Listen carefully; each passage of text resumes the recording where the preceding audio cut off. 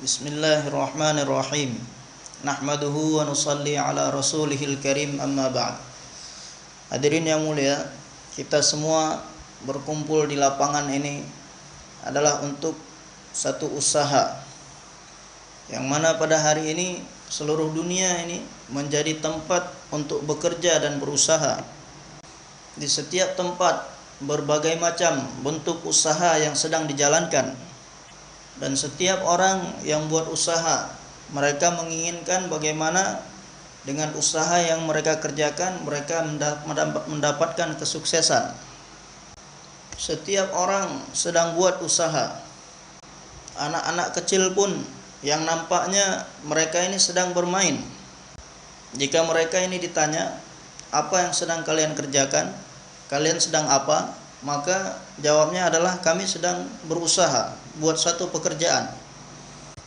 Maka anak kecil tadi pun akan menganggap bahwasanya permainan yang sedang dia mainkan itu adalah satu pekerjaan buat dia. Begitu juga dengan perempuan yang sedang melakukan pekerjaan-pekerjaan di rumahnya. Dia pun menganggap bahwasanya apa yang dia kerjakan itu adalah satu usaha, satu bentuk pekerjaan dan usaha. Bahwasanya dengan pekerjaan yang sedang mereka kerjakan ini nantinya akan menghasilkan makanan, anak-anak bisa makan, kemudian pakaian-pakaian menjadi bersih dan rumah menjadi bersih. Kemudian di luar sana berapa banyak laki-laki dan perempuan yang mereka sedang menggunakan kemampuan mereka, potensi mereka di dalam bidang usaha yang berbeda-beda. Seorang pedagang dalam perdagangannya, dan petani dalam pertaniannya, dan sawah ladangnya, dan pegawai dan pekerja di dalam keahliannya masing-masing. Orang yang memiliki pangkat dan jabatan di dalam pangkat dan jabatan mereka masing-masing. Orang-orang politik dalam politiknya, orang-orang pemerintahan di dalam pemerintahan. Semua saling berlomba-lomba dalam berusaha. Dan setiap bagian masing-masing saling berusaha supaya mencapai puncaknya. Seorang pedagang senantiasa berusaha supaya dia ini menjadi seorang pengusaha pedagang yang besar. Dan setiap petani menginginkan bagaimana dia menjadi pemilik sawah ataupun ladang yang luas-luas. Dan orang yang memiliki pangkat dan jabatan berusaha supaya meningkat sampai kepada mendapatkan pangkat dan jabatan yang paling terakhir. Dan pelajar dan penuntut ilmu, bagaimana mereka ini senantiasa berusaha mendapatkan posisi yang paling pertama di dalam usahanya belajar. Orang-orang politik, bagaimana berusaha supaya dengan politiknya, dengan partainya mendapatkan pemerintahan. Demikian juga dengan pemerintahan, orang-orang yang memiliki pemerintahan, mereka menginginkan supaya mendapatkan pemerintahan yang berterusan untuk jangka waktu yang lama. Dan semuanya menganggap bahwasanya kebahagiaan itu ada di dalam apa yang sedang mereka usahakan. Dan menganggap bahwasanya di situ pasti ada kesuksesan. Sehingga mereka berusaha siang dan malam. Padahal apapun bentuk usaha yang sedang berjalan di atas dunia ini, kesuksesan yang akan didapatkan di dalamnya adalah bukan satu hal yang pasti.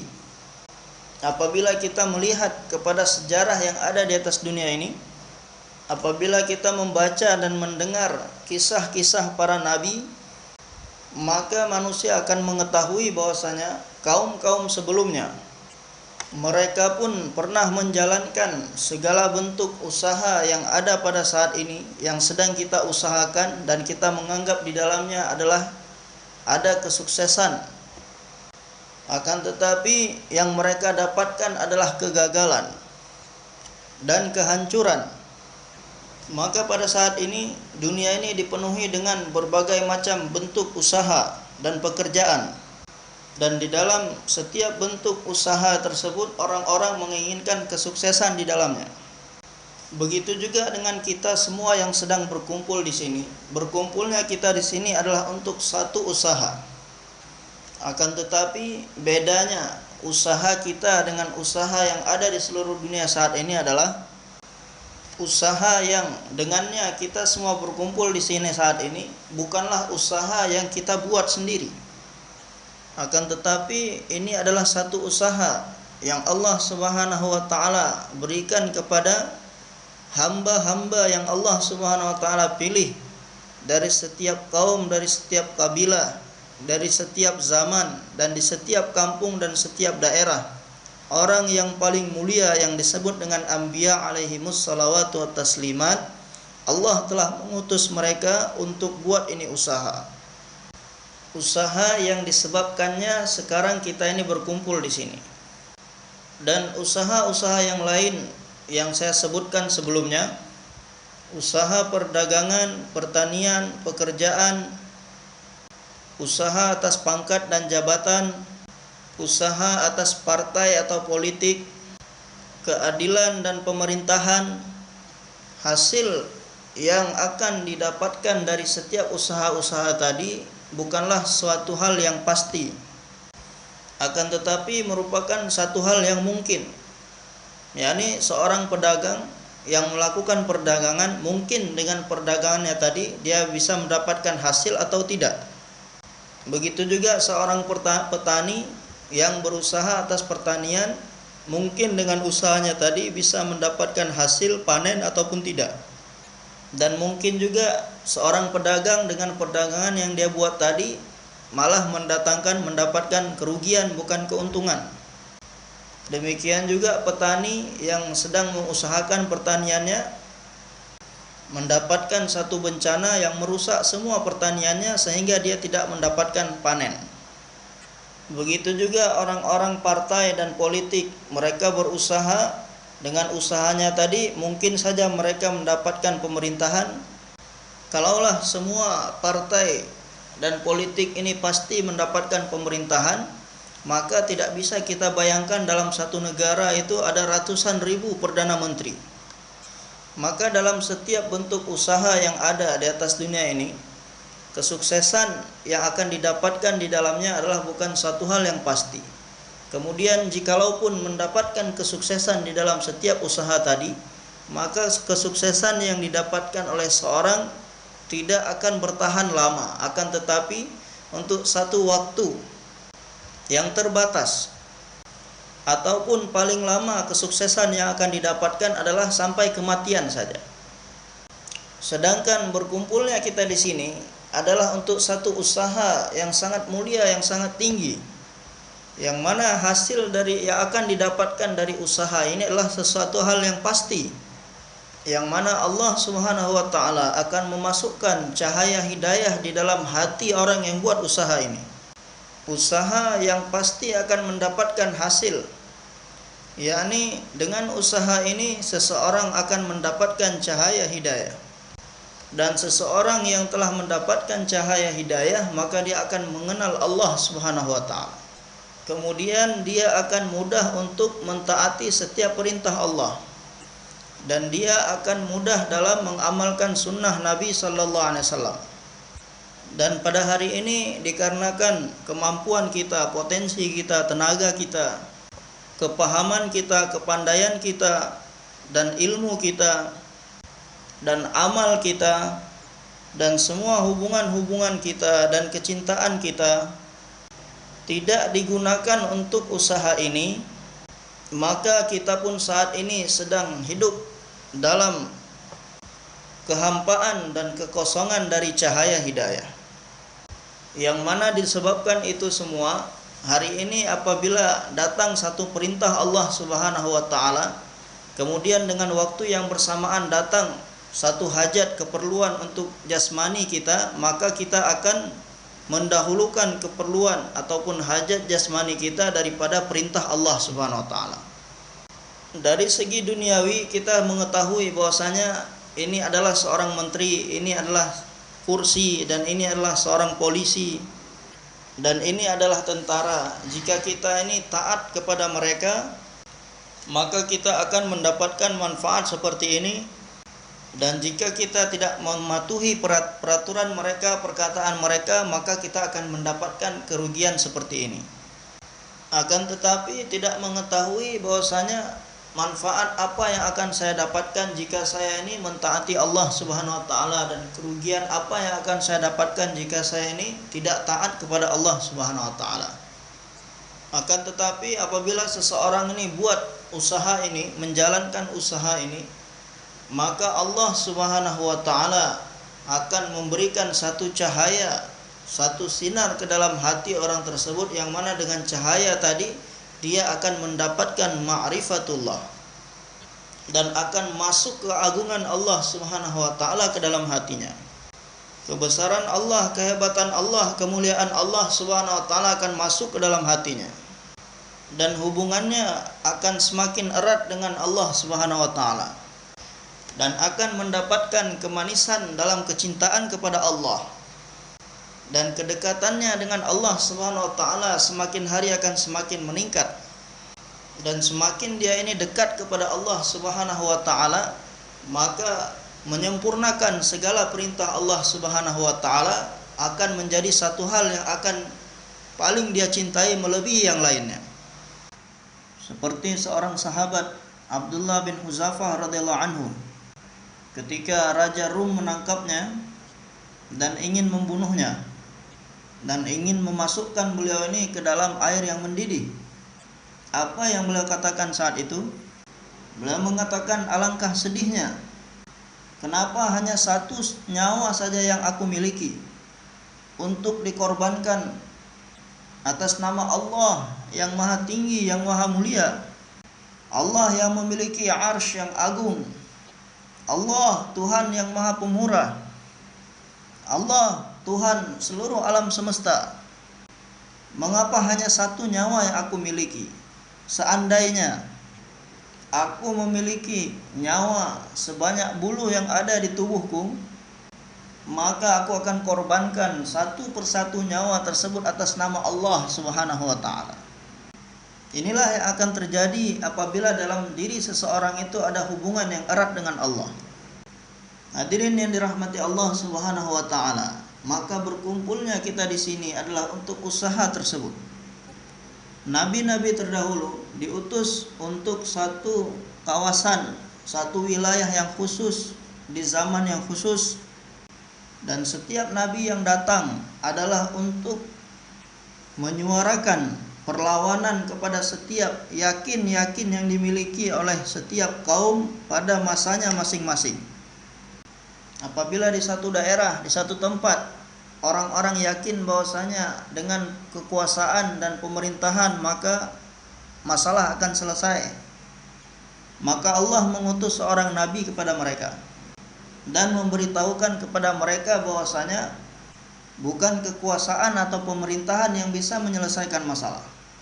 Dan sebagian tempat orang-orang yakin bahwasanya apabila memiliki harta yang banyak maka akan menyelesaikan masalah.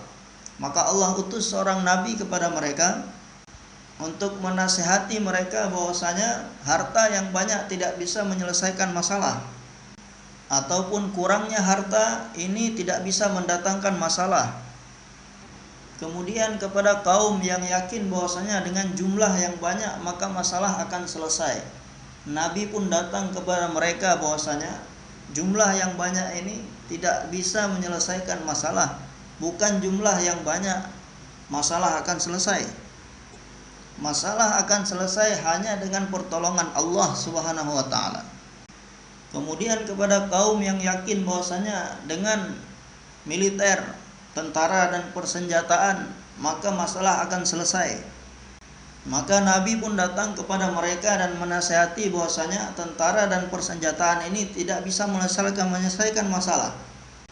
Jika kalian ingin menyelesaikan masalah, hendaknya kalian menjadikan Allah bersama kalian. Dan kepada kaum yang yakin bahwasanya dengan kekuatan fisik masalah akan selesai, maka Nabi pun datang kepada mereka dan memberi nasihat bahwasanya dengan kekuatan fisik ini bukan menyelesaikan masalah, tidak bisa menyelesaikan masalah.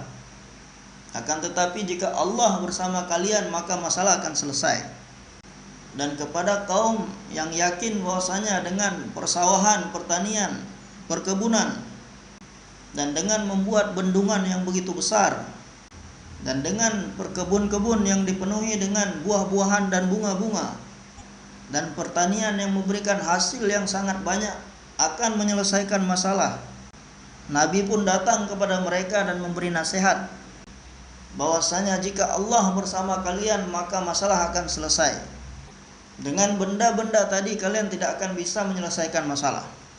Dan orang-orang yang yakin bahwasanya dengan mendirikan bangunan-bangunan, dengan mendirikan tempat-tempat bekerja, pabrik-pabrik akan menyelesaikan masalah, maka Nabi datang kepada mereka dan memberi nasihat bahwasanya semuanya itu tidak bisa menyelesaikan masalah. Akan tetapi jika Allah SWT bersama kalian maka masalah akan selesai. Maka untuk itu setiap nabi-nabi membawa satu suara. Yang pertama sekali disuarakan oleh setiap nabi-nabi adalah la ilaha illallah, termasuk baginda Rasulullah sallallahu alaihi wasallam. Maka seruan la ilaha illallah, dakwah kepada kalimah la ilaha illallah, panggilan kepada kalimah la ilaha illallah ini adalah dakwahnya setiap nabi-nabi. Yang pertama sekali adalah la ilah. Apa yang disebut dengan ilah? Di dalam bahasa Arab yang disebut dengan ilah adalah satu zat yang dengannya semua permasalahan bisa selesai. Satu zat yang bisa menyelesaikan segala permasalahan dan yang bisa menyempurnakan segala keperluan. Maka di dalam bahasa Arab zat tersebut disebut dengan Allah, disebut dengan ilah. Bisa mendapatkan makanan, minuman, pakaian, pangkat jabatan, bisa mendapatkan anak, bisa mendapatkan istri, yang bisa mendapatkan ketenangan, kesenangan, kebahagiaan, harta dan kebendaan, dan yang bisa menghilangkan kesusahan dan yang bisa menghilangkan musibah. Setiap apa saja yang bisa memberikan, menyelesaikan segala permasalahan dan memenuhi segala keperluan, dalam bahasa Arab zat tersebut disebut dengan ilah. Dan pada zaman dahulu manusia menjadikan benda yang berbeda-beda sebagai ilah mereka. Ada yang mengatakan Fir'aun bisa menyelesaikan permasalahan, ada yang mengatakan Namrud yang bisa menyelesaikan permasalahan, dan ada yang mengatakan Haman bisa menyelesaikan permasalahan. Ada yang mengatakan dengan tentara bisa menyelesaikan masalah, ada yang mengatakan dengan perkebunan bisa menyelesaikan masalah, dan ada yang mengatakan bahwasanya dengan jumlah yang banyak akan menyelesaikan masalah. Jadi berbagai macam bentuk yang berbeda-beda. Dan mereka meyakini semua itu adalah ilah mereka. Maka kepada setiap mereka Nabi datang mengatakan, menyampaikan kepada setiap mereka bahwasanya la ilah. Apa yang kamu anggap bahwasanya benda tersebut bisa menyelesaikan masalah itu bukanlah ilah, karena dia tidak bisa menyelesaikan permasalahan kalian. Akan tetapi illallah, hanya Allah saja yang menyelesaikan masalah. Maka untuk itu usaha setiap nabi-nabi adalah lahan usahanya, lahan kerjanya adalah hati-hati manusia. Tempat usahanya adalah hati-hati manusia. Karena hati ini adalah tempat masuknya cahaya Allah. Cahaya Allah Subhanahu wa taala ini masuk ke dalam hati manusia, yang mana seluruh alam semesta ini tidak bisa menanggungnya, memikulnya. Hanya hati orang-orang beriman saja yang sanggup memikulnya. Hati seorang mukmin, hati seorang yang beriman. Oleh karena itu, anak Mujaddid Al-Fusani, Khaja Muhammad Ma'sum rahmatullah alaih, menulis di dalam tulisannya bahwasanya pada ketika masuk ghairullah, selain Allah, ke dalam hati seseorang, maka pada saat itu pun hati ini menjadi najis dan tidak suci, yang mana semuanya ini adalah ghairullah, selain Allah.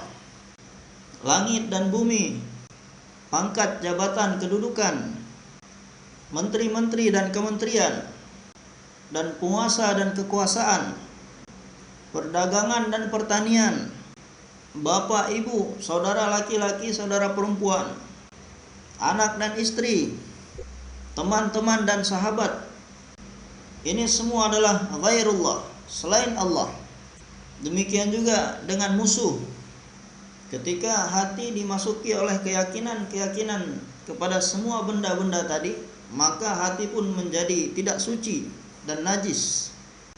Maka setiap nabi-nabi telah berusaha mengikis habis keyakinan-keyakinan kepada ghairullah melalui la ilah dari hati-hati manusia.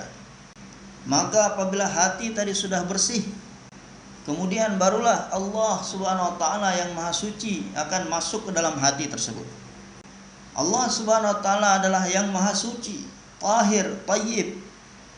Maka zat tersebut akan masuk ke dalam hati. Maka oleh karena itu yang pertama sekali adalah mengeluarkan segala macam bentuk la ilah dari dalam hati, kemudian baru illallah akan masuk ke dalam hati. Supaya hati ini dibersihkan dari selain Allah, dari segala macam kebendaan-kebendaan yang dianggap bahwasanya bisa menyelesaikan segala permasalahan. Maka setelah itu baru akan masuk bahwasanya hanya Allah saja yang berkuasa ke dalam hati. Maka nabi-nabi terdahulu, setiap mereka datang kepada kaumnya masing-masing untuk menentang bentuk-bentuk ilah tertentu. Akan tetapi Imamul Anbiya, Sayyidul Mursalin, bagi baginda Nabi Muhammad sallallahu alaihi wasallam, Allah Subhanahu wa taala tidak mengutus beliau seperti nabi-nabi terdahulu hanya untuk kaum-kaum tertentu dan daerah yang tertentu. Akan tetapi Allah telah mengutus beliau untuk seluruh kaum yang ada di seluruh alam. Dan beliau tidak diutus untuk satu waktu yang tertentu, akan tetapi sampai hari kiamat untuk seluruh manusia dan jin. Jadi zaman dahulu Allah Subhanahu wa taala mengutus setiap nabi-nabi, nabi yang berbeda-beda untuk menghadapi bentuk ilah yang berbeda-beda. Akan tetapi baginda Nabi sallallahu alaihi wasallam diutus oleh Allah Subhanahu wa taala untuk menghadapi kumpulan semua ilah-ilah yang ada pada nabi-nabi terdahulu. Berapa banyak bentuk ilah-ilah yang ada di masa sebelum datangnya baginda Nabi sallallahu alaihi wasallam, beliau telah diutus untuk semua kumpulan bentuk ilah tersebut, untuk melawan setiap orang yang yakin dengan jumlah yang banyak, dan untuk melawan setiap orang yang yakin dengan pangkat dan kedudukan jabatan, dan juga untuk melawan orang-orang yang yakin terhadap perdagangan dan pertaniannya, dan untuk melawan orang-orang yang yakin terhadap bangunan-bangunan, dan untuk melawan orang-orang yang yakin terhadap kekuatan fisiknya, untuk melawan orang-orang yang yakin pada ilmu, kepahaman dan kepintaran. Dan melalui baginda Nabi sallallahu alaihi wasallam maka telah diserukan suara ini, ya ayyuhan nas, ya ayyuhan nas, qulu la ilaha illallah tuflihu.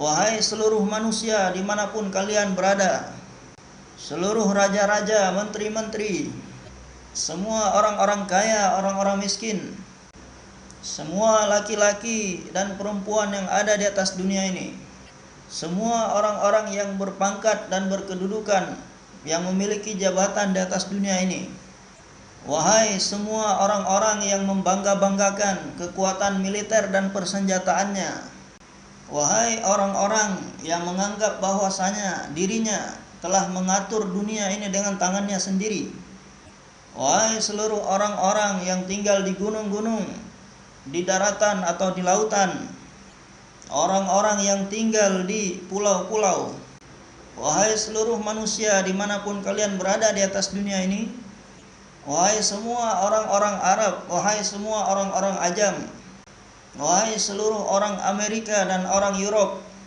semua orang-orang Asia dan orang-orang Afrika, semua orang-orang yang tinggal di hutan, yang tinggal di Cina, ataupun yang tinggal di Rusia, di bagian mana saja dari bumi ini yang mereka telah menyiapkan, membangun tempat untuk tinggal mereka, maka akuilah bahwasanya Allah ini adalah sebagai ilah kalian, maka kalian akan beruntung, kalian akan selamat.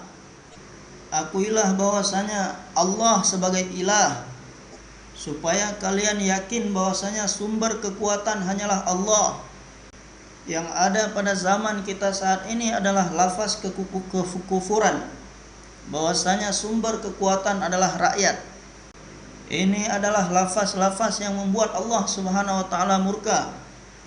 Ini adalah lafaz-lafaz yang menurunkan kemurkaan dan kemarahan Allah Subhanahu wa taala. Karena Allah Subhanahu wa taala tidak senang dibandingkan dengan siapapun ataupun dengan apapun. Hanya Allah saja, hanya Allah yang memiliki segala kekuatan. Yang maha berkuasa atas segala sesuatu hanyalah Allah. Huwa yuhyi wa yumit.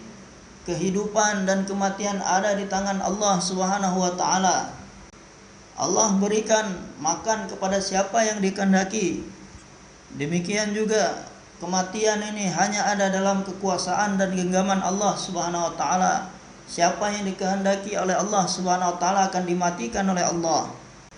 Huwal hafizul hafidh, yang maha menjaga hanyalah Allah.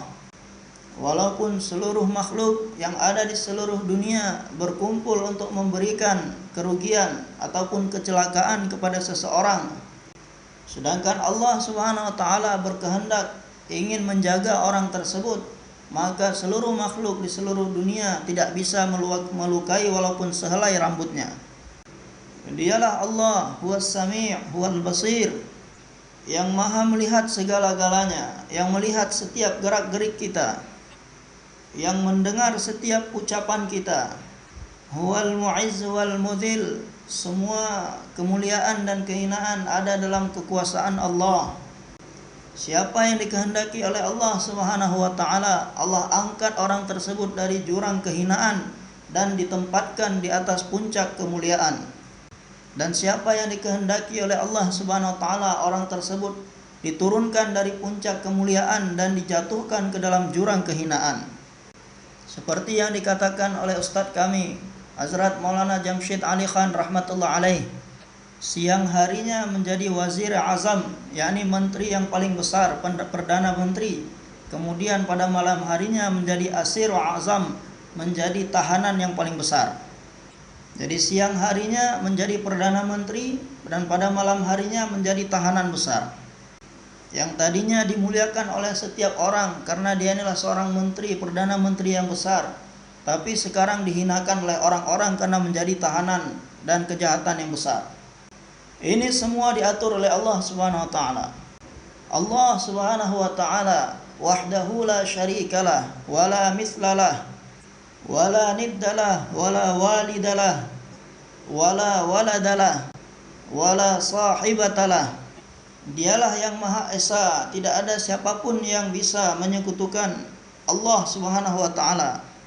Tidak ada sekutu baginya, tidak ada yang menyerupainya, tidak ada yang sepertinya, tidak ada bapak dan tidak ada anak baginya, dan tidak ada istri baginya. Dialah Allah, huwal akbar, yang maha besar, akbarul akbar, yang maha besar dari segala-galanya. Supaya kalian mengakui Allah. Setiap dakwah setiap nabi-nabi adalah perkara ini, supaya kalian semua keluar dari keyakinan-keyakinan selain Allah. Hanya Allah saja yang maha segala-galanya. Hanya Allah yang berbuat segala-galanya. Dan Allah Subhanahu wa taala tidak memerlukan siapapun, tidak memerlukan bantuan siapapun. Huwas samad, yang tidak bergantung kepada siapapun, akan tetapi segalanya, semuanya ini bergantung kepada Allah. Dialah Allah. Lahu maqalidus samawati wal ard. Semua kunci-kunci kejayaan, kekayaan langit dan bumi ada dalam kuasanya Allah, ada dalam genggaman Allah. Lillahi ma fis samawati wa ma fil ard. Segala sesuatu yang ada di langit dan di bumi semua adalah milik Allah. Dialah yang mengatur segalanya. Segala sesuatu tunduk kepadanya. Huwal alimul khabir, yang maha mengetahui segala sesuatu sampai ke butiran-butirannya, yang maha mengetahui akan segala-galanya. yang Maha mengetahui setiap apa yang ada di dalam hati-hati manusia.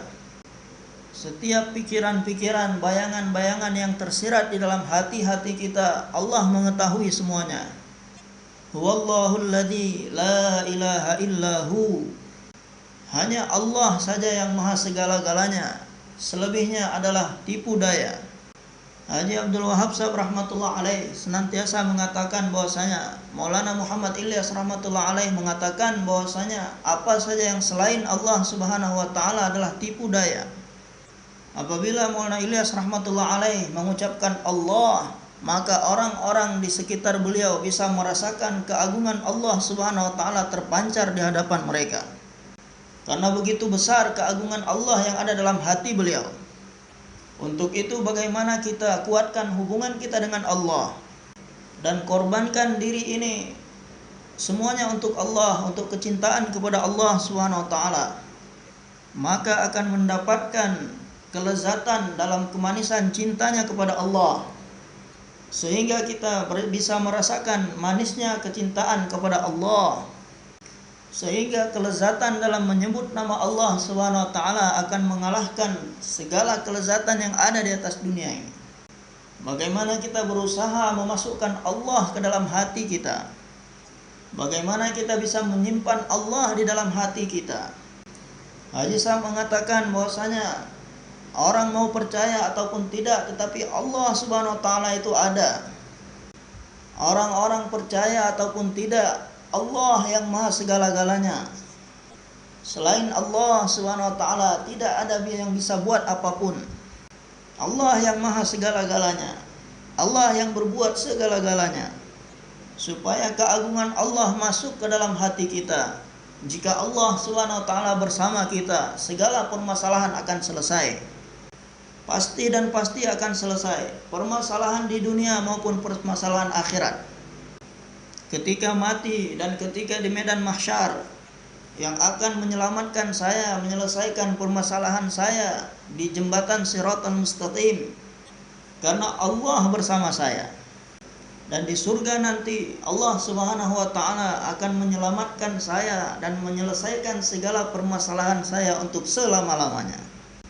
Hadirin yang dirahmati Allah Subhanahu wa taala, untuk mendapatkan Allah, maka kita mesti bicarakan tentang Allah.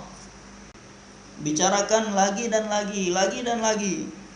Hanya Allah saja yang berkuasa, selain Allah tidak bisa buat apa-apa. Bicarakan lagi dan lagi, dengarkan lagi dan lagi. Kemudian Maulana Yusuf rahmatullah alaih mengatakan, kemudian setelah itu kita renungkan, kita fikirkan dalam kesendirian, dalam kesepian.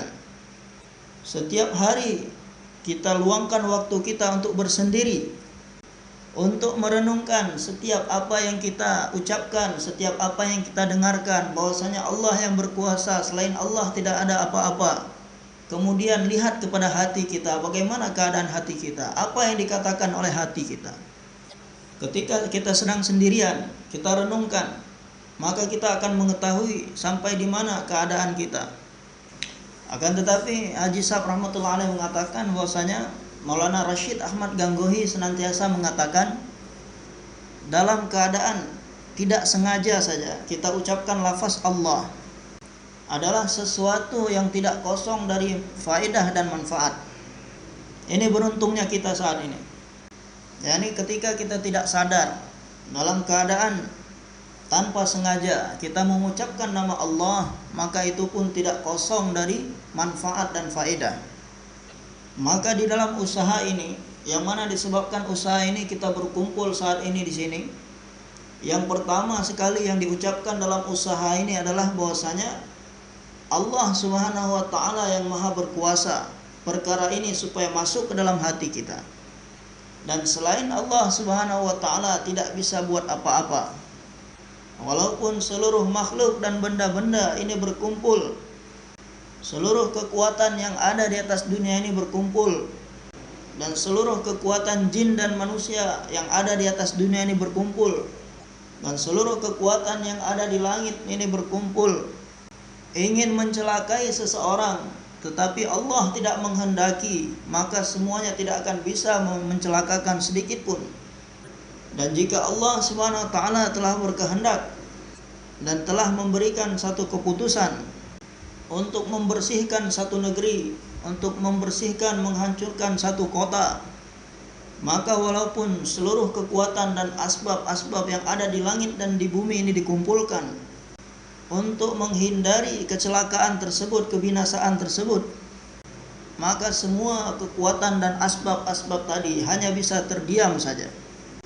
Karena Allah Subhanahu wa taala sudah berkehendak. Maka untuk itu bagaimana kita menjadikan Allah bersama kita? Maka kebinasaan akan berubah menjadi keutuhan. Akan tetapi jika Allah tidak bersama kita, maka keutuhan pun akan menjadi kebinasaan. Sabse rishta tor baba, rabse rishta jor baba. Putuskan hubungan dengan semuanya dan buat hubungan hanya kepada Allah. Bagaimana kira-kira, bersedia untuk menjadikan Allah bersama kita? Akan tetapi kita harus siap menerima ucapan-ucapan, perkataan-perkataan yang tidak enak. Teman-teman kita akan mengatakan, keluarga kita akan mengatakan, kamu sudah gila.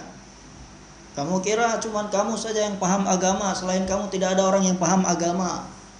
Dan orang-orang akan mengadukan kita kepada ulama, akan mengadukan kita kepada mufti-mufti. Mereka akan bacakan Quran dan hadis di hadapan kita, bahwasanya ibu bapak, kedua orang tua juga punya hak, anak istri juga punya hak. Ketika Haji Abdul Wahab Sahab rahmatullah alaih ikut tablik, maka bapak beliau marah sekali. Akan tetapi setelah itu bapak beliau pun ikut tablik dengan sendirinya. Kemudian beberapa tahun kemudian, jadi bapak beliau ini orang Rajput, dan sering beliau ini marah karena setiap pergi kemana saja orang-orang memperkenalkan beliau ini dengan ucapan, ini adalah bapaknya Haji Abdul Wahab. Beliau mengatakan bahwasanya Abdul Wahab itu anak saya. Harusnya kalian bilang seperti ini, bahwasanya Abdul Wahab itu anaknya bapak ini. Kenapa kalian bilang ini bapaknya Abdul Wahab? Saya duluan lahir apa dia duluan yang lahir? Kenapa nama dia dulu yang disebut? Maka Haji Sahab pun mengatakan, satu ketika saya di Nizamuddin, maka beliau mengatakan hal seperti ini kepada Maulana Ilyas rahmatullah alaih. Bapak saya marah sekali, saya nggak bisa kerjakan usaha ini, kerja ini. Akan tetapi saya juga tidak bisa menghadapi marahnya bapak saya. Maka Maulana Ilyas rahmatullah alaih pun mengatakan dalam bayan beliau, pada hari kiamat nanti Allah akan memanggil seorang hamba, dan juga Allah akan memanggil semua orang yang punya hubungan dengan dia, yang dia harus tunaikan hak mereka. Bapaknya akan dipanggil, ibunya akan dipanggil, anaknya akan dipanggil, istrinya akan dipanggil. Maka yang pertama sekali Allah akan panggil ibu orang tadi dan mengatakan bahwasanya ini adalah anak kamu, dan dia telah melupakan haknya, tidak menunaikan hak kamu.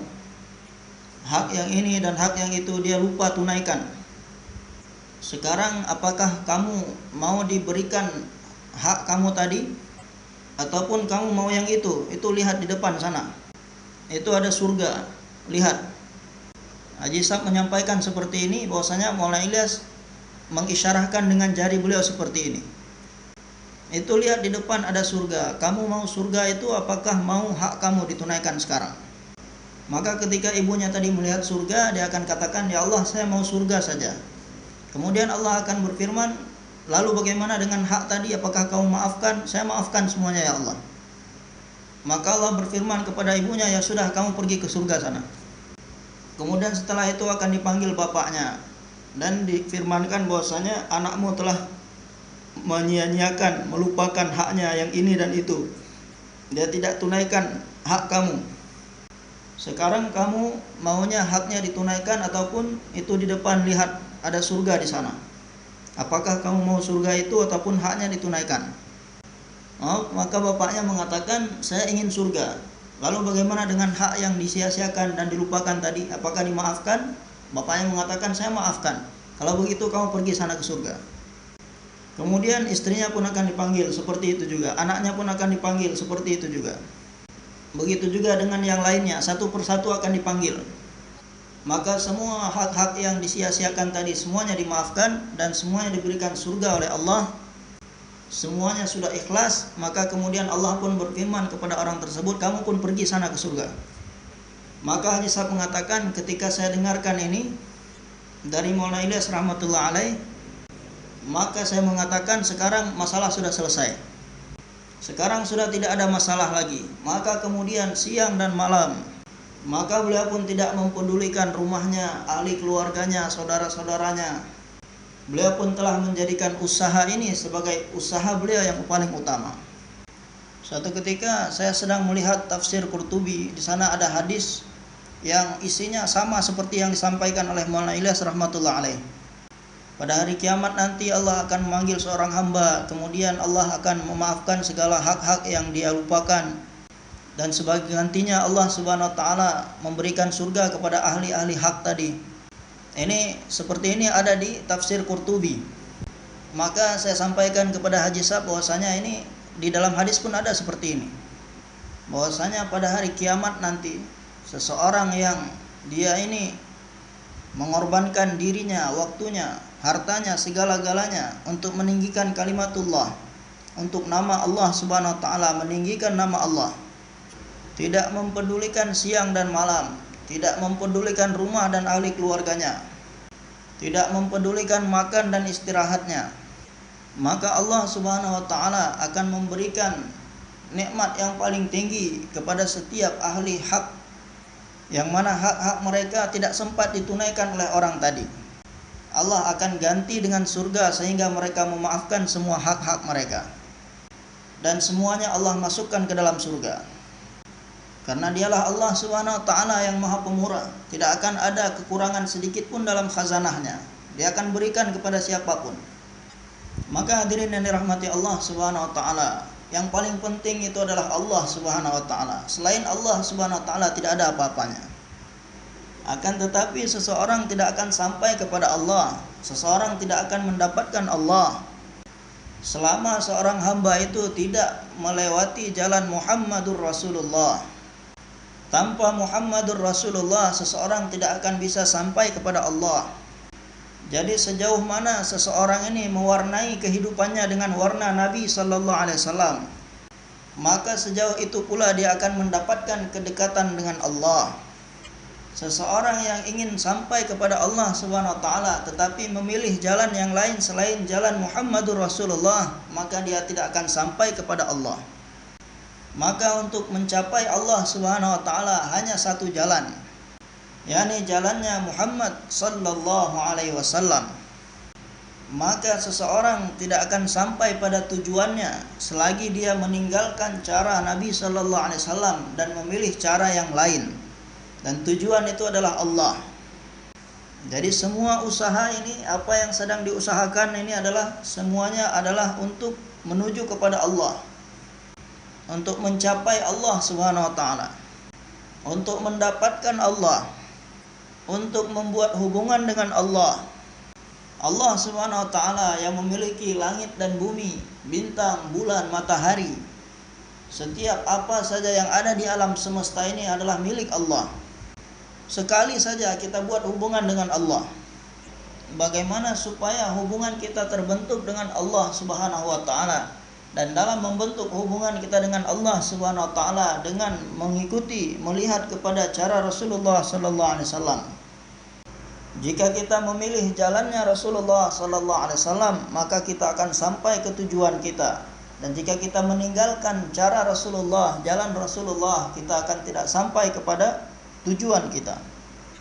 Maka untuk itu di dalam Al-Quran Allah Subhanahu wa taala berfirman bahwasanya kami telah menciptakan jin dan manusia ini untuk beribadah kepada kami, hanya untuk menghambakan diri kepada Allah.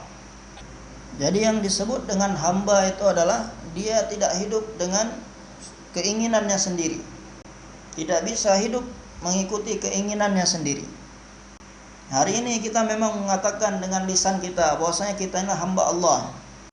Akan tetapi kita hidup masih mengikuti keinginan kita. Maka ini tidak sesuai dengan apa yang kita ucapkan. Haji Sahab mengatakan bahwasanya dia ini bohong. Apabila seorang mengucapkan dengan lisannya la ilaha illallah, akan tetapi dia mengadu kepada selain Allah. maka ini dikatakan dengan bohong, dusta. Lisannya mengucapkan la ilaha illallah, tetapi dia mengadu kepada selain Allah. Dia berjalan kepada selain Allah, dan lisannya mengatakan la ilaha illallah. Jadi di luar lain, di dalam lain. Lisannya lain, hatinya lain. Ketika kita mengatakan hamba Allah, dan hamba ini dia tidak hidup sesuai dengan keinginannya. Karena seorang hamba, seorang sahaya ataupun budak, hidupnya bukan mengikuti keinginannya. Dia mengerjakan hanya apa yang diperintahkan oleh tuannya. Nah, sekarang tuannya mengatakan bahwasanya setiap hari 5 waktu memanggil hamba tersebut. Tapi hamba tersebut mengatakan bahwasanya terserah saya mau duduk di toko saya saja. Ketika waktu subuh tuannya memanggil, maka dia mengatakan bahwasanya saya ingin tidur di dalam selimut saya saja.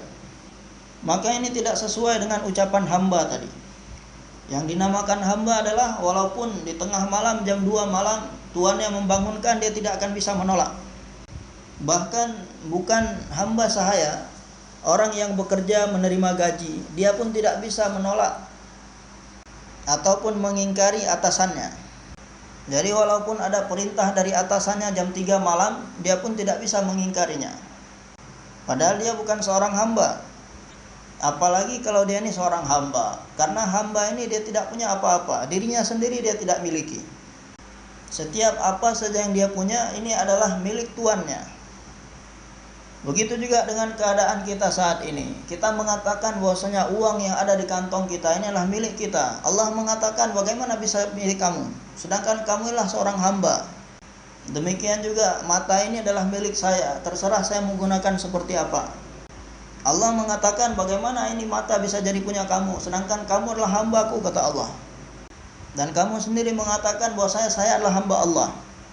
Jadi seorang hamba hanya mengerjakan apa yang diperintahkan oleh tuannya. Dan seorang hamba bisa menggunakan sesuatu hanya sebatas yang diizinkan oleh tuannya. Dan seorang hamba akan makan apa yang diberikan oleh tuannya, hanya meminum apa yang diberikan oleh tuannya. Dia hanya tidur di tempat yang telah disediakan oleh tuannya, dan hanya memakai pakaian yang diberikan oleh tuannya. Dan kita semua ini adalah hamba Allah. Kita semua mengaku bahwasanya kita adalah hamba Allah. Akan tetapi kita berbuat seolah-olah kita ini sebagai tuan. Saya akan berbuat sesuka hati saya. Saya akan mengambil harta siapa saja yang saya inginkan. Saya berbicara apa saja yang saya inginkan. Saya lihat apa yang saya ingin lihat. Saya dengarkan apa yang saya inginkan, baik itu disukai oleh tuan saya ataupun tidak. Akan tetapi apabila mata ini digunakan kepada sesuatu, melihat sesuatu yang dikehendaki oleh Allah, disukai oleh Allah, memandang kedua orang tua dengan pandangan kasih sayang, maka akan mendapatkan pahala haji dan umrah. Dan memandang istri dengan pandangan kasih sayang, dengan niat untuk menyelamatkan kehormatan diri sendiri, maka kita akan mendapatkan pahala. Tangan yang digunakan untuk mengambil hak orang lain, maka tangan tersebut akan menyeret pemiliknya ke dalam neraka. Dan tangan yang digunakan untuk menyuapkan makanan ke mulut istri, maka tangan tersebut akan membawa pemiliknya ke dalam surga. Maka sebagian dari saudara kita yang sedang duduk di sini, di daerah asal mereka ini, akan menjadi satu hal yang begitu aneh. Gimana seorang ini menyuapkan makanan kepada istrinya? Akan menjadi satu hal yang memalukan. Ada sebagian daerah yang seperti itu, asing dengan perkara ini.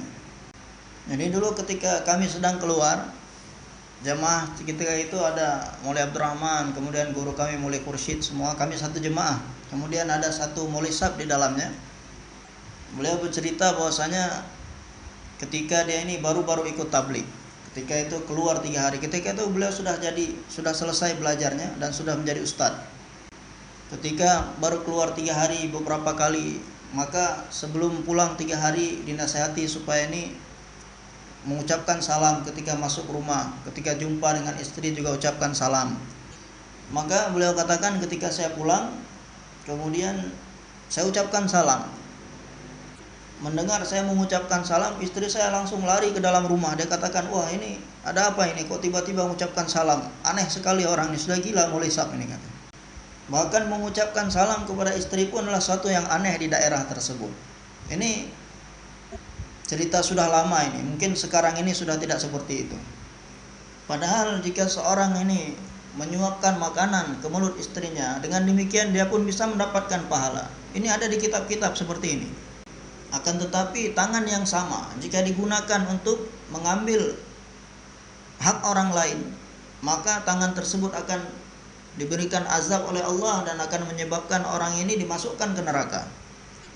Demikian juga dengan langkah yang dilangkahkan untuk menolong tetangganya ataupun membantu perempuan yang ditinggal mati oleh suaminya, maka langkah kaki seperti ini akan bisa membawa seseorang tadi ke surga.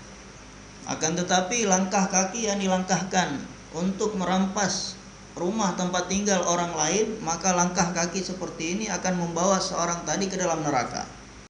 Inilah penghambaan. Allah Subhanahu wa taala jadikan kita sebagai hamba. Kita semua adalah hamba Allah. Jadi tidak bisa sesuai dengan apa yang kita inginkan. Allah telah berikan segalanya kepada kita. Allah berikan mata untuk kita. Demikian juga uang yang ada di kantong kita, ini adalah pemberian Allah. Hidup ini juga pemberian Allah. Demikian juga dengan tenaga, kemampuan dan potensi adalah pemberian dari Allah. Telinga adalah pemberian Allah, lisan adalah pemberian Allah.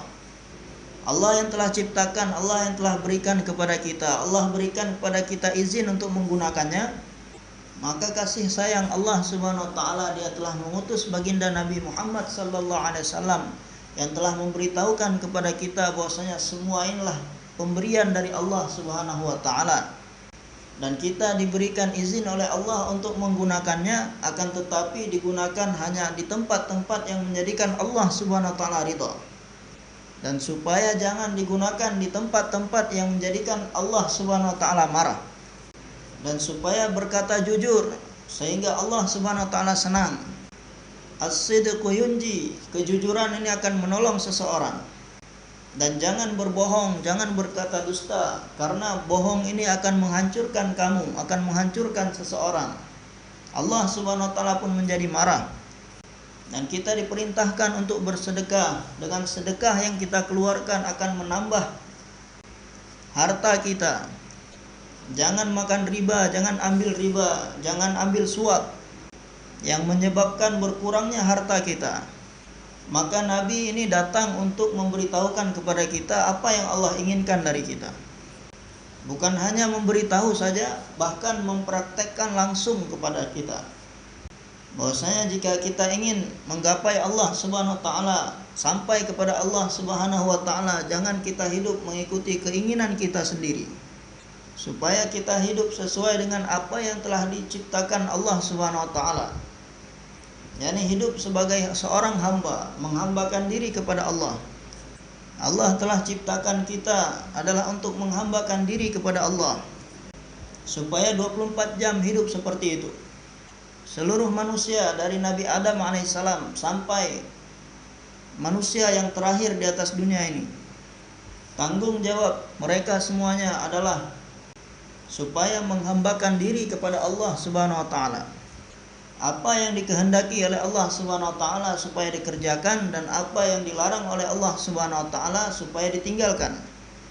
Bagaimana cara mengetahuinya? Yakni dengan jalan Muhammadur Rasulullah.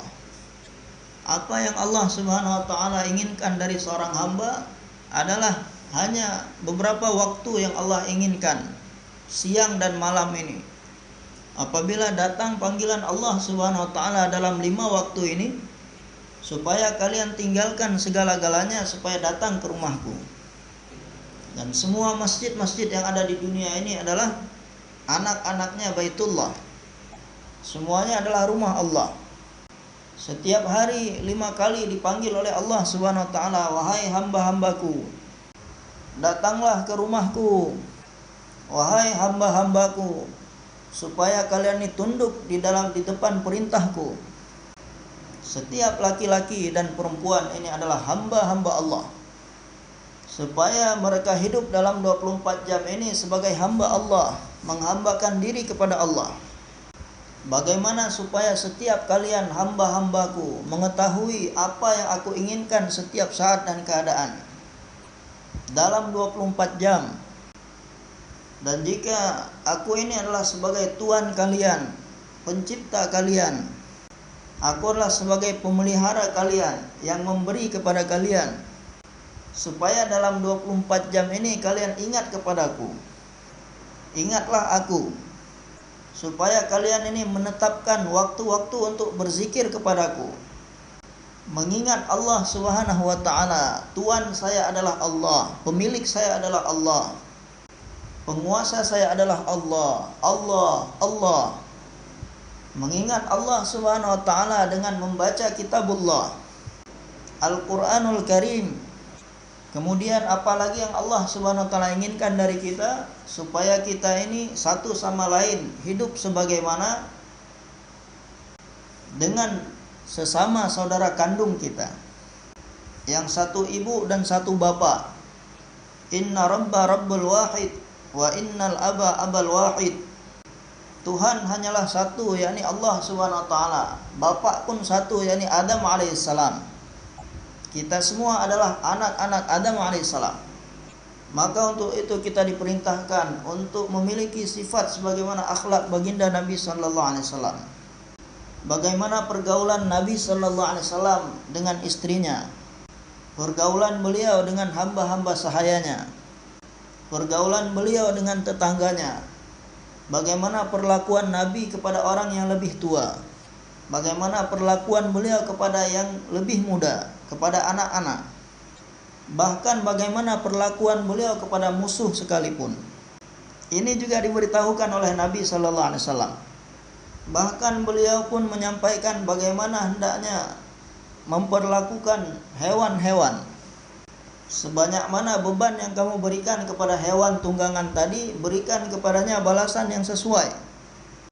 Dan zaman sekarang ini kendaraan tidak bernyawa.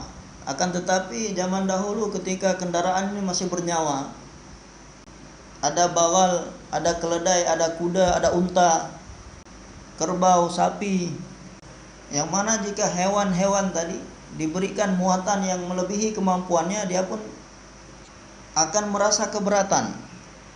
Begitu juga dengan kendaraan-kendaraan zaman sekarang ini. Di belakangnya tertulis bahwasanya kendaraan ini sanggup mengangkut berat 200 kilo, 150 kilo.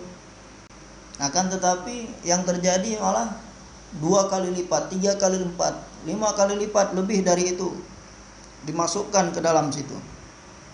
Maka kehidupan Nabi SAW ini merupakan uswatun hasanah, satu contoh teladan yang paling baik, supaya manusia ini menjadi manusia yang sesungguhnya. Bagaimana supaya manusia ini menjadi manusia yang sesungguhnya? Maka yang pertama sekali dia mesti hidup sesuai dengan abd, hidup dalam penghambaan dirinya kepada Allah. Dan seorang hamba dalam 24 jam hendaknya melihat apa yang diinginkan Tuhan saya, apa yang diinginkan oleh Allah Subhanahu wa ta'ala dari saya, dan bagaimana cara untuk menyempurnakannya yang telah diberitahukan dan dicontohkan oleh baginda Nabi sallallahu alaihi wasallam. Maka saya akan menyempurnakan keinginan Allah Subhanahu wa ta'ala seperti itu. Maka salat adalah untuk perkara ini, ilmu juga untuk perkara ini, zikir juga untuk perkara ini, ikramul muslim juga untuk perkara ini. Dan jika saya ini adalah hamba Allah Subhanahu wa ta'ala, maka saya tidak punya tujuan-tujuan, maksud-maksud lain kepada siapapun. Dan maksud dan tujuan saya hanyalah bagaimana Tuhan saya, Allah Subhanahu wa ta'ala, senang dengan amal saya. Supaya Allah Subhanahu wa ta'ala senang dengan saya, ridha dengan saya. Itulah yang disebut dengan ikhlas. Inilah tanggung jawab kita sebagai manusia. Setiap manusia semenjak dari Adam alaihissalam, inilah yang disuarakan oleh setiap nabi-nabi semenjak Nabi Adam alaihissalam sampai baginda Nabi Muhammad sallallahu alaihi wasallam, supaya manusia ini menjadi manusia yang sesungguhnya. supaya manusia ini menganggap dirinya inilah sebagai hamba dan hidup menghambakan diri kepada Allah Subhanahu wa taala. Setiap nabi-nabi mendakwahkan perkara ini kepada seluruh manusia. Maka seluruh manusia sampai hari kiamat semuanya sama dalam hal ini. Akan tetapi kita adalah umat baginda Nabi sallallahu alaihi wasallam. Nabi sallallahu alaihi wasallam bersabda, "Ana khatamun nabiyyin la nabiyya ba'di." Aku adalah nabi yang paling terakhir, setelah aku tidak akan ada lagi nabi. Silsilah kenabian ini sudah ditutup. Allah Subhanahu wa taala telah memilih bersama dengan Nabi sallallahu alaihi wasallam seluruh umatnya untuk buat usaha baginda Nabi sallallahu alaihi wasallam. Qul hadhihi sabili ad'u ila Allah ala basiratin ana wa manittaba'ani. Allah memerintahkan kepada kekasihnya untuk mengatakan, inilah jalanku, inilah usahaku dan kerjaku. Aku mengajak hamba-hamba Allah Subhanahu wa taala kepada Allah. Aku mengajak dengan penuh keyakinan. Aku mengajak manusia dengan penuh pemahaman bahwasanya aku mengajak kepada kesuksesan bukan kepada kegagalan. Aku menyeru kepada perkara yang hak bukan kepada perkara yang batil. Ana wa manittaba'ani ay amana bi. Inilah usahaku, kerjaku, dan siapa saja yang beriman kepadaku, yang mengakui bahwasanya aku adalah seorang nabi dan rasul, ini juga merupakan kerjanya. Jadi usaha ini telah diberikan tanggung jawab kepada seluruh umat ini. Hidup dengan menghambakan diri kepada Allah, membuat Allah Subhanahu wa taala ridha. Dan untuk umat Muhammad sallallahu alaihi wasallam ini ada dua tanggung jawab. Yang pertama adalah membuat Allah Subhanahu wa taala ridha. Hidup dengan penghambaan, dan disebabkan khatmun nubuwahnya baginda Rasulullah sallallahu alaihi wasallam supaya hidup menjadi penerus baginda Nabi sallallahu alaihi wasallam. Menjadikan usaha baginda Nabi sallallahu alaihi wasallam sebagai usaha kita. Di masa hidupnya baginda Nabi sallallahu alaihi wasallam, Allah telah perintahkan beliau untuk ucapkan perkara ini, bahwasanya setiap laki-laki dan perempuan, setiap orang tua maupun muda, setiap anak-anak kecil laki-laki ataupun perempuan, setiap orang yang bisa baca tulis ataupun yang tidak bisa baca tulis, setiap orang alim maupun yang tidak alim, setiap pemerintah ataupun rakyat, setiap petani-petani dan orang-orang kebun, setiap orang yang melihat ataupun orang yang buta, setiap orang yang sehat ataupun sakit, setiap orang uzur maupun yang tidak punya uzur, maka semua mereka telah diberikan tanggung jawab ini supaya menjadikan usaha Rasulullah sallallahu alaihi wasallam sebagai usaha mereka, menjadikan fikir beliau sebagai fikir mereka, menjadikan kerisauan beliau sebagai kerisauan mereka, menjadikan kesedihan beliau sebagai kesedihan mereka, supaya memikirkan hidayah untuk seluruh umat, memikirkan siang dan malam bagaimana seluruh manusia selamat dari neraka, untuk membawa seluruh manusia ke jalan-jalan surga, untuk menyampaikan seluruh manusia kepada surga. Terus berusaha dan bersusah payah dengan fikir dan kerisauan dan dengan kesedihan di dalam hati. Ini adalah tanggung jawab setiap umat, yang mana tanggung jawab ini telah diberikan semenjak dia lahir dan mulai dikerjakan setelah dia ini baligh. Setiap orang yang lahir dari rumah orang-orang Islam ataupun orang yang sudah masuk Islam, maka dia telah diberikan tanggung jawab usaha baginda Nabi sallallahu alaihi wasallam. Ini tanggung jawab datang dari Allah Subhanahu wa taala, dan berbagai macam bentuk usaha untuk menjalankan usaha tersebut. Haji Sahab rahmatullah alaih sering menyampaikan, khususnya pada bayan masturat, seorang wanita yang sudah tua, renta dan lumpuh, sudah tidak bisa berjalan lagi, tidak bisa melihat lagi, tidak bisa berbicara lagi, tidak bisa berdiri lagi, tidak bisa duduk lagi, dan tidak bisa bergerak lagi. Akan tetapi dia bisa fikir untuk seluruh alam sambil berbaring di tempat tidurnya. Dia bisa berfikir untuk hidayah seluruh alam. Walaupun semua badannya sudah lumpuh, akan tetapi otaknya masih berguna untuk berfikir. Dan sambil berbaring di atas tempat tidurnya, dia berpikir bagaimana seluruh manusia di seluruh alam mendapatkan hidayah. Sudah tidak bisa apa-apa lagi, hanya berpikir saja. Maka Haji Sahab mengatakan, Allah Subhanahu wa taala akan memberikan kepadanya pahala sebanyak mana apabila seluruh manusia di seluruh dunia ini diberikan hidayah. Walaupun hidayah ini Allah berikan kepada siapa yang dia kehendaki, akan tetapi dia akan mendapatkan pahala yang sempurna disebabkan fikirnya tadi.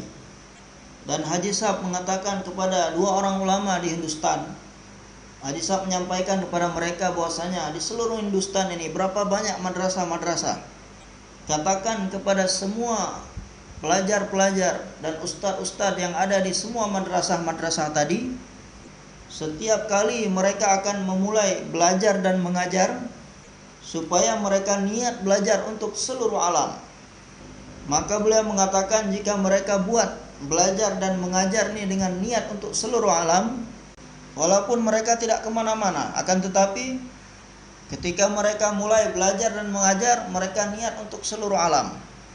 Maka dikarenakan niat mereka seluruh alam tadi, maka Allah Subhanahu wa taala akan berikan pengaruh kesan daripada setiap huruf yang mereka pelajari ini ke seluruh alam. Dan sebanyak mana apa yang mereka pelajari tadi berpengaruh kepada seluruh alam, maka akan membuat orang-orang pun bersedia untuk menerima hidayah. Dan sebanyak mana ada kesiapan dalam diri orang-orang untuk menerima hidayah, maka orang-orang pun akan mendapatkan hidayah. Satu negara akan mendapatkan hidayah, satu kaum akan mendapatkan hidayah dan akan menerima Islam. Walaupun pemimpin mereka, pemerintah mereka ingin menghentikan mereka, mereka pun tidak akan bisa menghentikannya. Maka semua orang yang ada di setiap kaum-kaum dan negara-negara akan menerima Islam. Ini adalah tanggung jawab ini. Setiap anak-anak kecil yang ada di dalam umat ini, mereka pun bertanggung jawab atas usaha ini, disebabkan mereka inilah umat baginda Nabi sallallahu alaihi wasallam. Maka hendaknya kita senantiasa merisaukan perkara ini. Setiap saat dan keadaan berada dalam kerisauan dan fikir, sambil berjalan, duduk ataupun berdiri, dalam setiap bidang kehidupan. Maulana Yusuf rahmatullah alaih mengatakan, maksud usaha tabligh ini bukan untuk memerintahkan orang-orang supaya meninggalkan kesibukan mereka masing-masing ataupun pekerjaan mereka masing-masing. Akan tetapi maksud kerja tabligh ini adalah untuk memperbaiki tertib kehidupan yang telah dirusak oleh kita saat ini, disebabkan kita telah merusak dan merubah kehidupan yang seharusnya bagaimana yang dikehendaki oleh Allah dan Rasulnya, sehingga menyebabkan kerusakan kepada iman dan yakin kita dan menjadikan kerusakan pada amal-amal kita.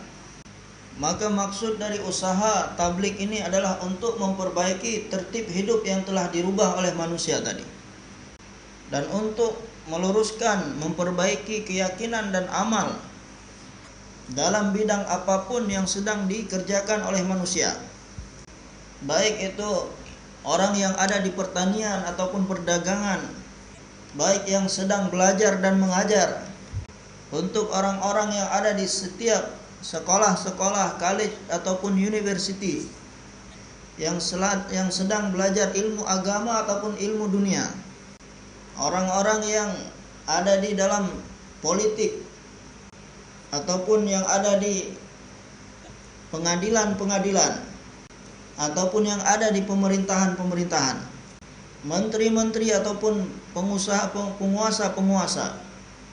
Akan tetapi tertib hidup seperti yang telah diberitahukan oleh Allah dan Rasulnya, kita telah mengubah dan merusak tertib tersebut, dan telah menyebabkan rusaknya yakin kita dan amal kita. Maka hendaknya kita menjadikan tertib hidup kita sebagaimana yang dikehendaki oleh Allah Subhanahu wa taala, menjadikan tertib hidup kita sebagaimana tertib hidup yang telah diberitahukan dan dicontohkan oleh Nabi sallallahu alaihi wasallam, maka yakin kita pun akan menjadi benar dan amal kita pun akan menjadi benar. Inilah tujuan usaha tabligh ini, yakni untuk meluruskan dan membetulkan yakin dan amal sambil kita mengerjakan bidang kita masing-masing.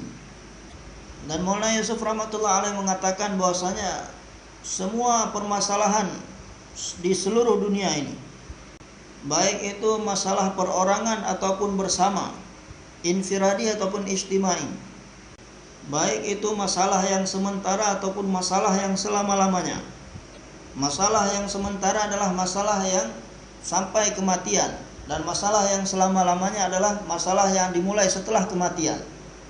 Allah Subhanahu wa taala telah meletakkan jalan keluar dari segala permasalahan-permasalahan tadi adalah di setiap doa-doa yang diajarkan oleh baginda Nabi sallallahu alaihi wasallam. Berapa banyak doa-doa yang diberitahukan oleh Nabi sallallahu alaihi wasallam dalam 24 jam. Di sana ada cara untuk menyelesaikan segala permasalahan-permasalahan seluruh manusia di seluruh dunia, baik itu masalah infiradi ataupun ijtimai, masalah yang sementara ataupun masalah yang kekal abadi. Apabila kita yakin kepada doa-doa tersebut, Nabi sallallahu alaihi wasallam bersabda, baca ayat kursi di pagi hari maka kalian akan dijaga sampai sore hari. Sudah dijaga sampai sore hari, bukan akan dijaga, sudah dijaga. Jadi ketika kita membaca ayat kursi di pagi hari, maka hendaknya hati kita yakin bahwasanya kita telah mendapatkan penjagaan dari Allah sampai sore hari. Siapa yang mengatakan seperti ini adalah orang yang paling benar perkataannya baginda Nabi sallallahu alaihi wasallam. Beliau mengatakan bahwasanya baca ayat kursi di sore hari maka kalian sudah dijaga sampai pagi hari, sudah dijaga, bukan akan dijaga. Maka tidak ada siapapun yang bisa mencelakai kita. Supaya kita yakin dengan perkara ini, setiap doa telah diberitahukan oleh baginda Nabi sallallahu alaihi wasallam, jika kamu baca doa ini kamu akan dapatkan ini, dengan syarat bahwasanya yakin di dalam hati. Jadi seseorang akan mendapatkan manfaat dari doanya ketika dalam hatinya ada keyakinan terhadap doa tersebut. Yang pertama sekali, supaya ada yakin terhadap doa tersebut di dalam hati. Kemudian setelah itu supaya kita pelajari. Jika kita sudah tahu manfaat daripada satu doa dan yakin di dalam hati kita, kemudian yang selanjutnya yang harus kita kerjakan adalah mempelajari doa tersebut. Kemudian yang ketiga, kita ajarkan orang lain. Karena kita adalah umat baginda Nabi sallallahu alaihi wasallam, kita beramal bukan hanya untuk diri kita saja. Maka jalan keluar, cara untuk menyelesaikan dari segala permasalahan seluruh manusia di seluruh dunia adalah pada setiap doa yang telah diajarkan oleh baginda Nabi sallallahu alaihi wasallam. Dan supaya ada yakin di dalam hati kita terhadap doa tersebut, kemudian yang kedua kita pelajari doa tersebut, yang ketiga kita sampaikan kepada orang lain. Kemudian yang keempat, kita jadikan doa tersebut sebagai kebiasaan kita. Jadi tidak cukup hanya dengan sekali membaca, tetapi dijadikan sebagai kebiasaan. Kita baca terus lagi dan lagi sampai nampak pengaruhnya ataupun kesan dari doa tersebut dalam kehidupan kita. Jadi jika pengaruh ataupun kesan dari doa tersebut belum nampak, berarti yakin kita masih kurang. Maka kita baca lagi dan lagi terus menerus. Haji Sahab rahmatullah alaih bercerita bahwasanya Maulana Ashraf Ali Tanwi rahmatullah alaih punya satu sumur, yang mana air sumur tersebut warnanya keruh dan rasanya asin.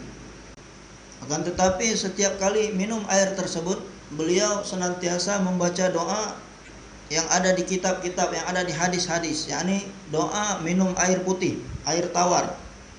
Alhamdulillahilladzi ja'alahu 'adban furatan birahmatihi wa lam yaj'alhu mil'an ujajan bidzunubina.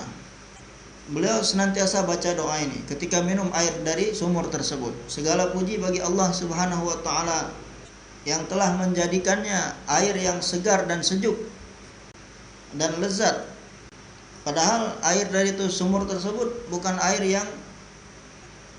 yang sejuk dan nikmat.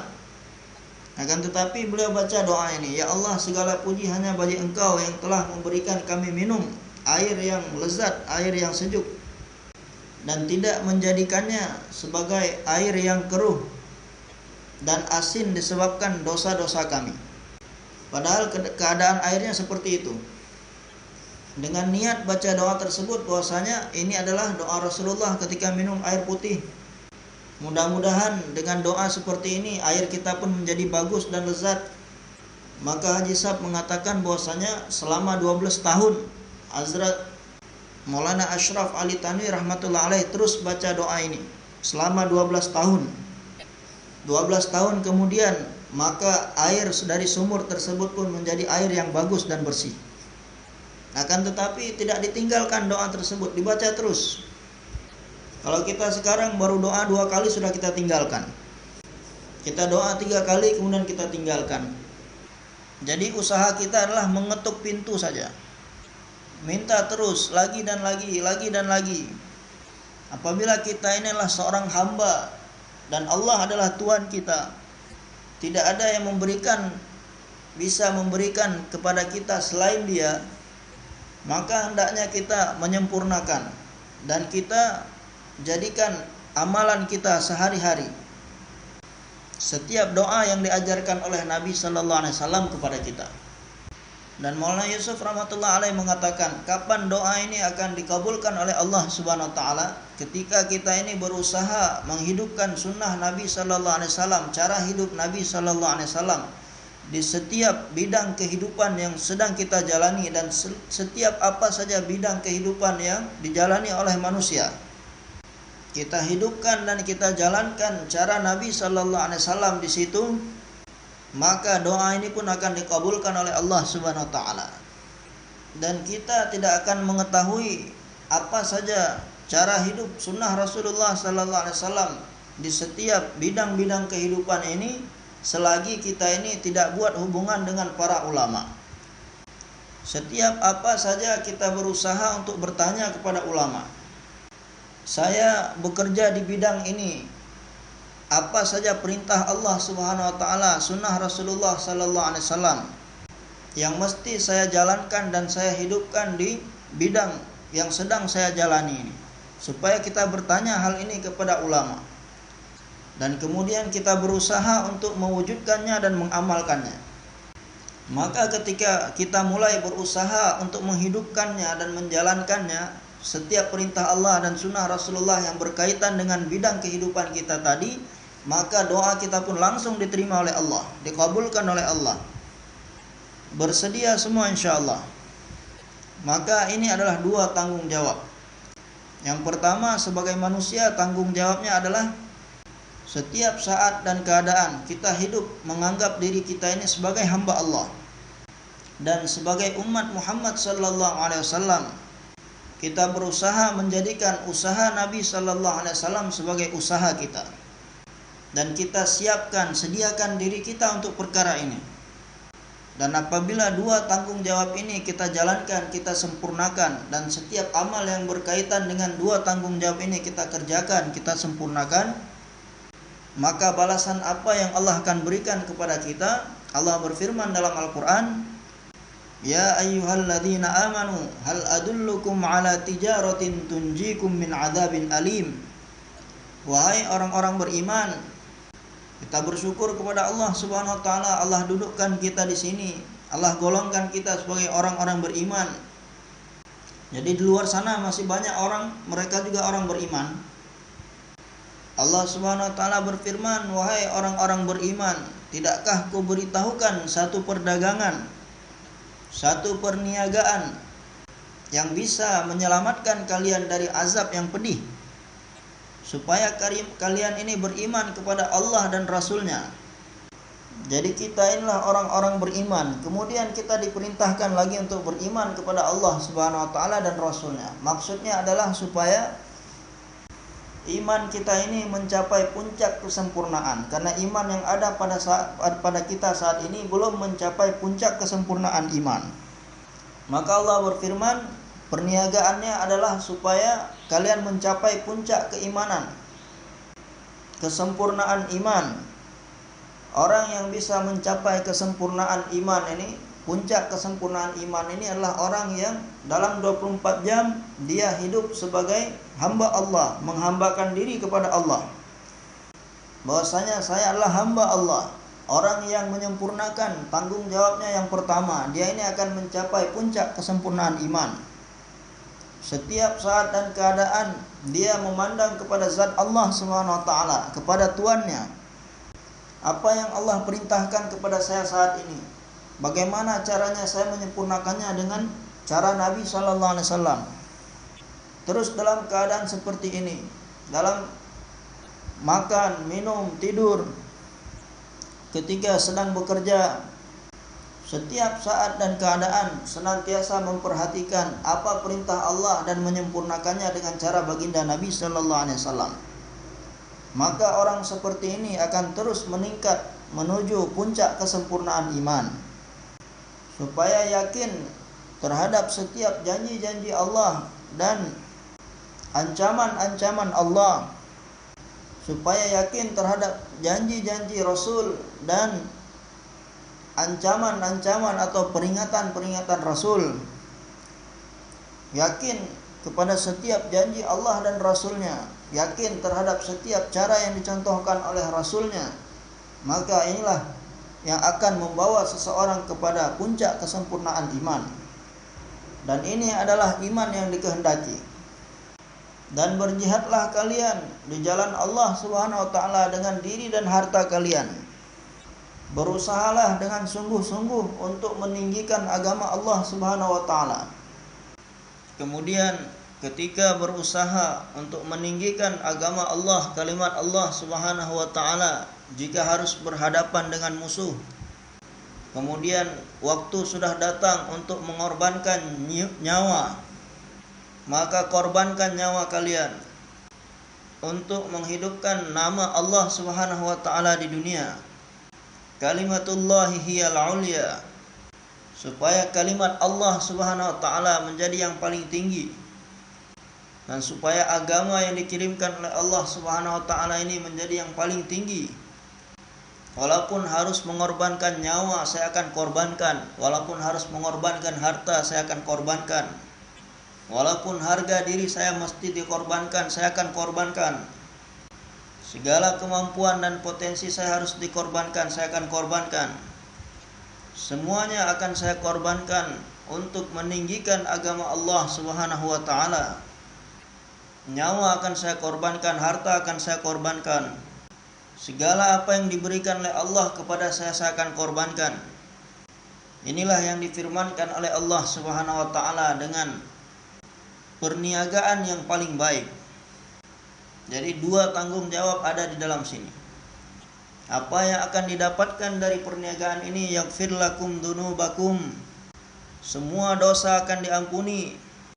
Dan Allah Subhanahu wa taala akan memasukkan hamba ini ke dalam kebun-kebun yang di dalamnya mengalir sungai-sungai. Wa masakin thayyibatan fi jannati 'adn. Dan tempat tinggal yang paling baik di dalam surga Aden. Allah akan berikan kepada hamba tersebut. Sahabat Imran bin Husain dan sahabat Abu Hurairah radhiyallahu anhuma bertanya kepada baginda Nabi sallallahu alaihi wasallam, "Ya Rasulullah, apa yang dimaksud dengan wa masakin thayyibatan fi jannati 'adn?" Maka Rasulullah sallallahu alaihi wasallam menjawab, "Qasrum min lu'lu'a," yaitu sebuah istana yang terbuat dari mutiara. Kemudian di dalam istana yang terbuat dari mutiara tersebut terdapat 70 rumah-rumah yang terbuat dari yakut merah. Hari ini di dunia untuk rumah yang kecil-kecil saja manusia bisa membunuh satu sama lain. Akan tetapi ini 70 rumah yang terbuat dari yakut merah. Dan dari setiap rumah tadi memiliki 70 kamar yang terbuat dari zabarjat hijau. Dan dari setiap kamar-kamarnya ada 70 dipan-dipan. Dan di setiap dipan-dipan terdapat 70 hamparan dengan berbagai macam warna, dan dari setiap hamparan tadi terdapat seorang istri bidadari.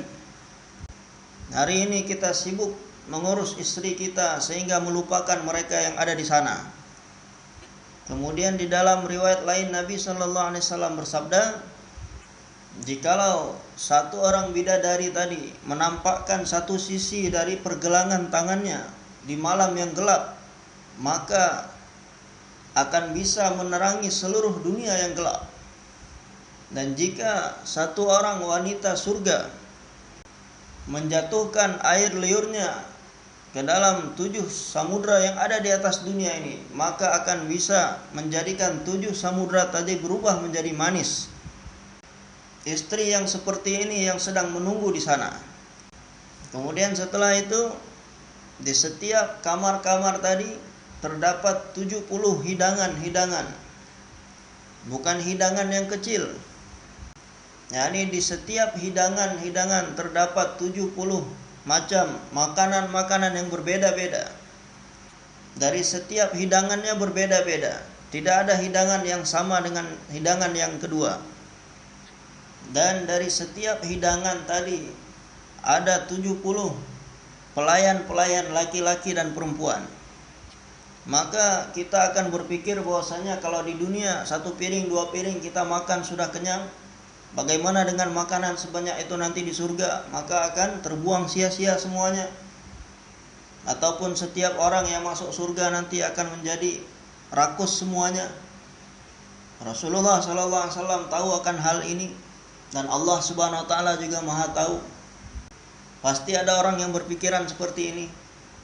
Maka Rasulullah SAW bersabda bahwasanya setiap orang beriman akan diberikan kekuatan untuk menggunakan semua apa yang ada di sana. Jadi ukuran tubuh kita di sana bukan seperti ukuran tubuh kita sekarang. Tinggi badan kita sebagaimana Adam alaihissalam, setinggi 70 hasta. Bukan 70 hasta kita, hastanya Adam alaihissalam. Maka Allah Subhanahu wa taala berfirman, terus berusaha untuk menyempurnakan 2 tanggung jawab ini. Menjadikan usaha Nabi sebagai usaha kita, maka akan mendapatkan iklan pengampunan dosa-dosa dari Allah. Kemudian akan dimasukkan ke dalam kebun-kebun dan mendapatkan tempat tinggal yang demikian. Kemudian Allah berfirman, "Dzalikal fawzul 'azim." Ini adalah satu keberhasilan, keberuntungan yang paling besar. Inilah yang disebut dengan kesuksesan. Bukan hanya kesuksesan saja, tetapi kesuksesan yang besar. Kemudian wa ukhra tuhibbunaha, dan yang lainnya yang disukai oleh hamba tersebut. Bukan yang disukai oleh Allah, tetapi yang disukai oleh hamba tadi. yakni pertolongan Allah dan kemenangan. Kemenangan bagaimana? Yakni yang berusaha, yang bekerja adalah orang-orang kafir dan yang makan adalah orang Islam. Maka jika iman kita mencapai derajat sebagaimana iman-iman para sahabat, maka orang-orang kafir yang akan bekerja dan kita orang-orang Islam hanya makan saja. Bagaimana pertolongan Allah dan kemenangan yang diberikan kepada orang-orang Islam, sahabat-sahabat radhiyallahu anhum, mereka mengatakan bahwasanya tidak perlu waktu yang lama, yakni hanya seperti orang memerah susu, hanya sedikit waktu yang diperlukan maka musuh pun akan kalah. Dan ini adalah wabasyiril mu'minin, kabar gembira bagi orang-orang beriman, yakni dunia juga milik kalian dan akhirat juga milik kalian. Tidak ada siapapun yang bisa merampas atau mengambil dunia ataupun akhirat dari kalian. Iman yang paling kecil, iman yang begitu halus, yang tidak ada siapapun yang mengetahui iman tersebut kecuali Allah. Yang mana dengan iman yang begitu halus, yang begitu kecil yang dimiliki seseorang, dia akan melalui berbagai macam azab dan kemudian yang paling terakhir akan dimasukkan ke dalam surga. Maka dia akan diberikan kebahagiaan dengan mendapatkan surga yang luasnya 10 kali lipat dunia. Inilah keadaan orang yang memiliki iman hanya sebesar zarah saja. Kemudian bagaimana dengan keadaan orang yang masuk surga tanpa hisab? Bagaimana kenikmatan yang akan dia dapatkan? Hadirin yang dirahmati Allah Subhanahu wa taala, kenapa kita hari ini tertipu dengan keduniaan? Ad-dunya darum man la daralah. Dunia ini adalah tempat ataupun rumah bagi orang yang tidak memiliki rumah di akhirat. Dan dunia ini adalah harta kebendaan bagi orang-orang yang tidak memiliki harta dan kebendaan di akhirat nanti. Dan orang yang mengumpulkan keduniaan ini hanyalah orang-orang yang tidak berakal. Hanya orang-orang yang tidak berakal yang mengumpulkan keduniaan. Rasulullah sallallahu alaihi wasallam yang bersabda seperti ini. Maka hadirin yang dirahmati Allah Subhanahu wa taala, Haji Abdul Wahab Sahab mengatakan bahwasanya Maulana Muhammad Yusuf rahmatullah alaih senantiasa berdoa seperti ini. Ya Allah, kami telah melakukan satu kesalahan yang besar, satu dosa yang besar, karena tidak menjadikan usaha Nabi sebagai usaha kami. Yang mana disebabkan itu semua, maka seluruh dunia orang bermaksiat kepada Engkau. Jadi semua kejahatan dan kemaksiatan yang terjadi di seluruh dunia, ini terjadi disebabkan oleh saya. Bukan kami, tetapi saya. Setiap kita. Coba kita renungkan apa yang sudah kita jalankan dari usaha Nabi sallallahu alaihi wasallam. Dan berapa banyak yang telah kita gunakan untuk menyempurnakan keinginan dan hawa nafsu kita sendiri. Mana yang lebih banyak kita usahakan? Usaha Nabi sallallahu alaihi wasallam ataupun usaha untuk menyempurnakan segala keinginan dan hawa nafsu kita? Jadi kami telah melakukan satu dosa yang sangat besar, kesalahan yang sangat besar, karena tidak menjadikan usaha Nabi sebagai usaha kami. Yang mana disebabkan dosa kami yang besar tersebut menyebabkan terjadinya segala kemaksiatan dan kerusakan di atas muka bumi, di seluruh dunia. Ya Allah, maafkanlah kami, ampunilah kami. Setiap kita yang duduk di sini semua saat ini, pada saat ini juga di dalam hati kita mohon ampun, minta maaf kepada Allah Subhanahu wa taala. Sambil kita mengakui kesalahan kita, dosa-dosa kita kepada Allah. Ya Allah, kami benar-benar orang yang telah berbuat dosa dan kesalahan. Ya Allah, saya hanya mengutamakan rumah saya, keluarga saya. Hanya memikirkan pekerjaan saya. Hanya memperhatikan pangkat dan jabatan saya. Hanya memperhatikan keperluan-keperluan anak istri saya. Dan saya tidak pernah memperhatikan usaha baginda Nabi sallallahu alaihi wasallam, usaha atas agama baginda Nabi sallallahu alaihi wasallam. Yang mana agama ini terus berkurang dari dunia ini. Orang-orang Islam menuju kepada kekufuran. Dan orang-orang kafir terus berjatuhan ke dalam neraka. Dan saya terus lalai dengan kesenangan hidup saya sendiri. Ya Allah, benar-benar saya ini telah melakukan satu dosa dan kesalahan. Saya mengakui kesalahan saya mengakui dosa saya, ya Allah. Dan saya memohon ampun dan mohon maaf kepada Engkau, ya Allah. Ampunilah saya, maafkanlah saya, ya Allah. Di dalam hadis disebutkan bahwasanya barang siapa yang membaca istighfar ini sebanyak 3 kali, maka walaupun dosanya sebanyak buih di lautan, maka Allah akan ampuni segala dosa-dosanya. Haji Abdul Wahab Sahab rahmatullah alaih mengatakan bahwasanya kita senantiasa beristighfar, memohon ampun untuk kesalahan-kesalahan kita, kekurangan-kekurangan kita, tetapi kita tidak pernah memohon ampun, minta maaf kepada Allah, karena kita tidak menjadikan usaha Nabi sallallahu alaihi wasallam sebagai usaha kita. Maka bagaimana kita beristighfar, mohon ampun kepada Allah Subhanahu wa taala, karena kita ini tidak menjadikan usaha Nabi sallallahu alaihi wasallam sebagai usaha kita. Kita juga perlu beristighfar dan memohon ampun kepada Allah atas perkara ini untuk diri kita.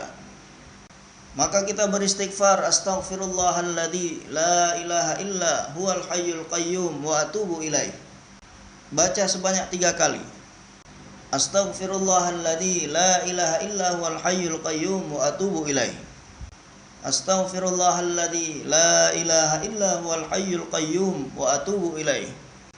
Kita baca doa ini, istighfar ini dengan niat, ya Allah, ampunilah dosa-dosa kami dan ampunilah dosa umat seluruh alam.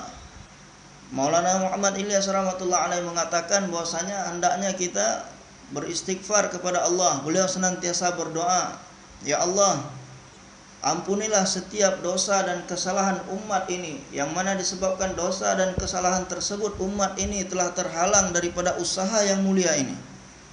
Ya Allah, kami beristighfar memohon ampun kepadamu untuk seluruh umat. Ampunilah umat ini ya Allah. Ini doa tetapnya Maulana Ilyas rahmatullah alaih, senantiasa berdoa seperti ini. Bagaimana kita senantiasa beristighfar mohon ampun untuk seluruh umat. Kemudian kita niat dan kita azam setelah hari ini, setelah kita bertaubat, untuk menjadikan usaha ini sebagai usaha kita. Kita akan menggunakan segala kemampuan, potensi dan tenaga kita, diri dan harta kita, hanya untuk usaha ini, supaya agama ini wujud di dunia ini, supaya nama Allah subhanahu wa ta'ala menjadi tinggi. Walaupun nyawa yang harus dikorbankan, saya akan korbankan. Harta yang harus terkorbankan, saya akan korbankan. Semua kita niat seperti ini insya Allah.